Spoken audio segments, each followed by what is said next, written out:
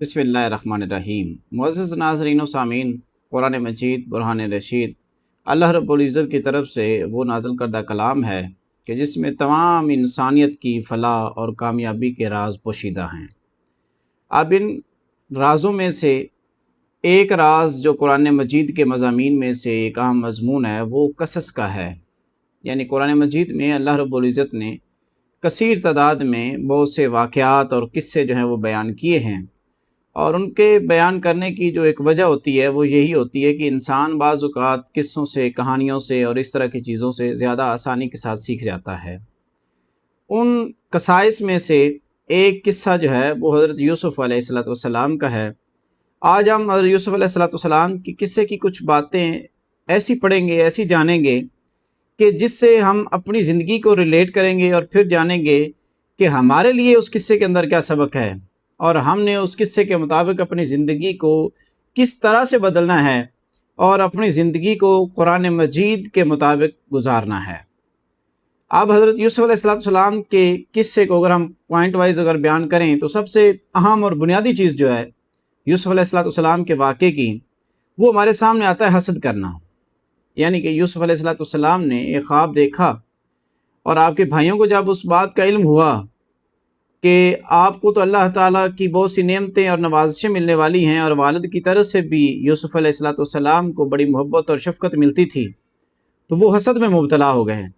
बजाय इसके कि वो अल्लाह रब्बुल इज़्ज़त से मांगते, अल्लाह रब्बुल इज़्ज़त से दुआ करते, लेकिन वो हसद में मुब्तला हुए और इस कदर हसद में मुब्तला हुए कि अपने जान से प्यारे और जान से अज़ीज़ और ख़ूबसूरत तरीन अपने भाई को उन्होंने मारने की हद्दुल इम्कान कोशिश की। तो ये जो हसद होता है ये इंसान को तबाह बर्बाद कर देता है, उस शख्स को जो कर रहा होता है, और जिसके बारे में किया जा रहा होता है उसके बारे में तो उसका रब बेहतर फैसला करने वाला है। जिसको जो मिलना है वो मिलकर रहना है। यानी कि अगर किसी के नसीब में नेकी और भलाई है तो पूरी कायनात अगर मिलकर उसको नुकसान पहुंचाना चाहे तो उसको नुकसान नहीं पहुंचा सकती। इसी तरह से अगर पूरी कायनात अगर मिलकर किसी का भला करना चाहे और अल्लाह ने अगर उसके लिए भला नहीं लिखा तो उसके लिए नहीं हो सकता। लिहाजा इसमें हमारे लिए पहला सबक तो भाइयों यही है कि हमने हसद में मुब्तला नहीं होना। किसी को अल्लाह जो भी नेमत देता है, जिस तरह से भी अल्लाह रब्बुल इज़्ज़त किसी को नवाज देता है, वो अपना हो या पराया हो, पहली बात तो ये है कि ये जो तफरीक हम करते हैं अपने और पराये की, ये भी हम गलत करते हैं। सारे ही अपने होते हैं, मुसलमान तो होते ही अपने हैं। इन्नमल मुमिनूना इख्वा, तमाम मुमिनीन तो आपस में भाई भाई हैं। और नबी अलैहिस्सलाम के हदीस मुबारका की रोशनी में अगर देखें तो आपने फरमाया कल जसद वाहिद, कि मुसलमान तो जो हैं वो एक जिस्म की तरह से हैं, तो पराये की तफरीक तो रहती नहीं। लिहाजा जिस किसी को भी अल्लाह नेमत दे दे, किसी को भी अल्लाह नवाज दे, किसी भी चीज़ से नवाज दे, उस पर हसद ना करें, अल्लाह रब्बुल इज़्ज़त का शुक्र करें और अपने हिस्से का अपने रब से मांगें। जो आपके नसीब का है वो आपको ज़रूर मिलकर रहेगा, तो अच्छे तरीके से, आसान तरीके से अपने रब ताला से वो मांगिए। दूसरी नसीहत जो है या दूसरा सबक जो है यूसुफ़ अलैहिस्सलाम के वाक़या से हमारे लिए जो काबिल अमल है वो ये है कि वालिदैन की नसीहत पर अमल करना। अब हज़रत यूसुफ़ अलैहिस्सलाम को उनके वालिद ने नसीहत की थी कि अपना ख्वाब अपने भाइयों को ना सुनाना। अब ये कुरान मजीद की आयत का मफ़हूम है कि यूसुफ़ अलैहिस्सलाम को याकूब अलैहिस्सलाम ने फरमाया और अपना ख्वाब अपने भाइयों को ना सुनाना। अब वालिदैन की नसीहत पर यूसुफ़ अलैहिस्सलाम ने अमल किया और उन्होंने वो वाक़या जो है वो अपने भाइयों के साथ या किसी के साथ वो डिस्कस नहीं किया, वालिदैन की नसीहत पर अमल किया। जब उन्होंने अपने वालिद की नसीहत पर अमल किया तो अल्लाह रब्बुल इज़्ज़त ने उनको दुनिया के अंदर ही, दुनिया के अंदर, इसी दुनिया के अंदर, जिस दुनिया के अंदर उनके साथ इतने हादसात और वाक़यात पेश आए, उस दुनिया में अल्लाह रब्बुल इज़्ज़त ने उनको इनाम और इकराम से नवाज दिया और साबित कर दिया कि जो शख्स अपने वालिदैन के खिदमत गुजार होता है, अपने वालिदैन की इताअत करने वाला होता है, फिर अल्लाह रब्बुल इज़्ज़त उसको आखिरत में तो नवाज़ ही नवाजेगा, इस दुनिया में भी उसकी शोहरत के, उसकी इज़्ज़त के चर्चे फरमा देता है। इस कदर अल्लाह ताला नवाज देता है। और तीसरी बात जो हमें यूसुफ़ अलैहिस्सलाम के वाक़या से हमारे सामने आती है वो है सब्र। सब्र में कामयाबी है कि अगर इंसान सब्र इख्तियार करता है तो फिर वो चाहे कुएं में पड़ा हो फिर भी उसके सब्र की वजह से अल्लाह रब्बुल इज़्ज़त उसको निकाल देता है। वो ग़ुलामी के अंदर चला जाए, ग़ुलाम बन जाए किसी का, لیکن وہ صبر کر رہا ہے، اللہ تعالیٰ اس کو غلامی سے بھی نجات عطا فرما دیتا ہے۔ اور اگر کوئی شخص قید تنہائی میں چلا جائے، قید میں ڈال دیا جائے، لیکن وہ بندہ صبر کرتا رہے تو اللہ رب العزت اس کو صبر کی وجہ سے اس قید سے بھی نکال دیتا ہے۔ اب یہ حضرت یوسف علیہ السلام کی زندگی سے ہمارے لیے واضح یہ ہدایات موجود ہیں، اور اللہ نے فرمایا ہے اور جو صبر کرے اور تقوی اختیار کرے اللہ اس کا اجر ضائع نہیں کرتا۔ جب ہمارا رب ہم سے فرما رہا ہے کہ صبر کرنے والوں کا اور تقوی اختیار کرنے والوں کا میں اجر ضائع نہیں کرتا، تو پھر ہمارے اندر پھر بھی شکوک و شبہات آئیں اور ہم صبر کرنے کے بجائے ڈگمگائیں، تو پھر ہمارے یا تو ایمان میں کمی ہے یا پھر صبر کے اندر وہ طاقت نہیں ہے۔ تو مصائب، مشکلات اور مصیبتیں یہ آنے جانے والی چیزیں ہوتی ہیں۔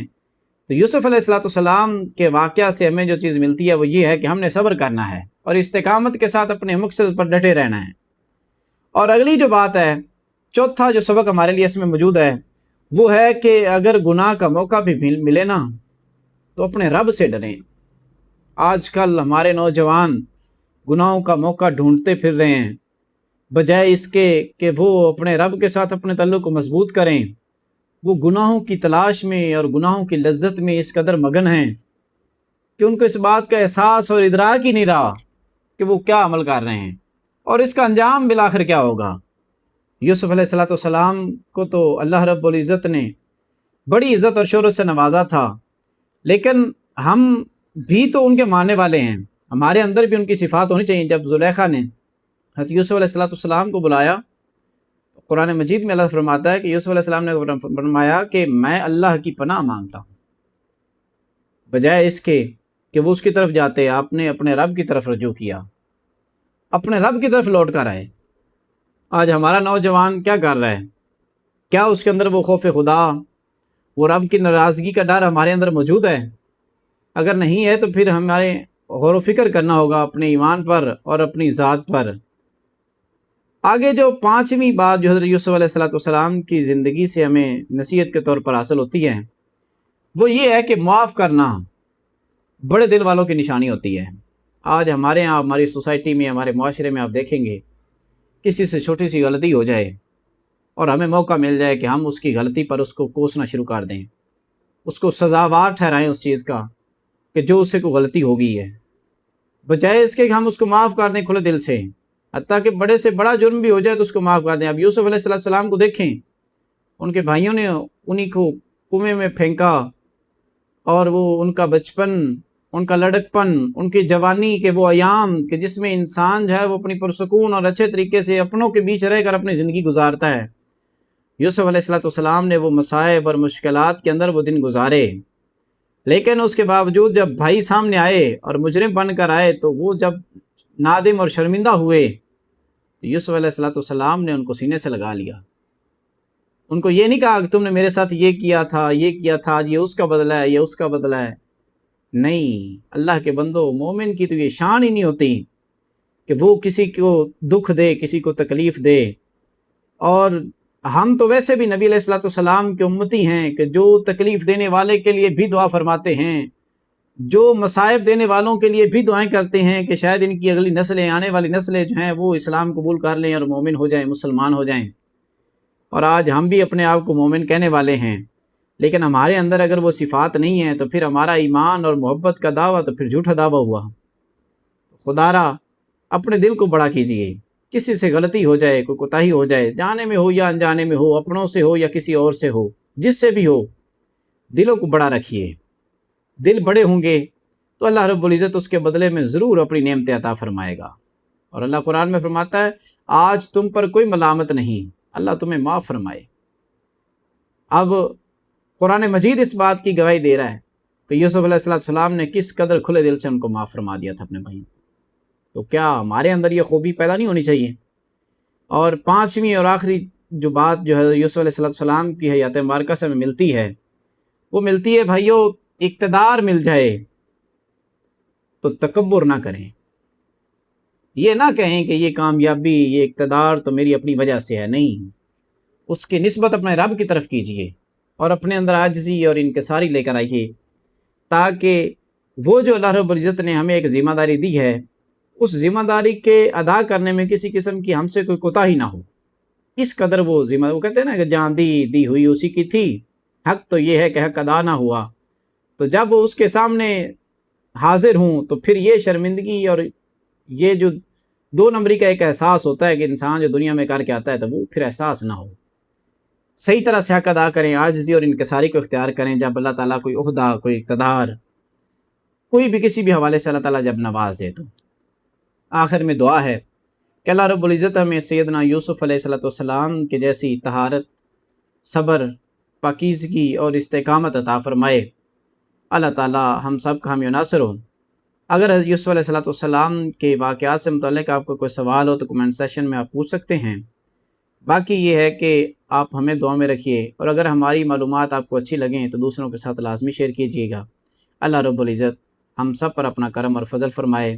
والسلام علیکم ورحمۃ اللہ وبرکاتہ۔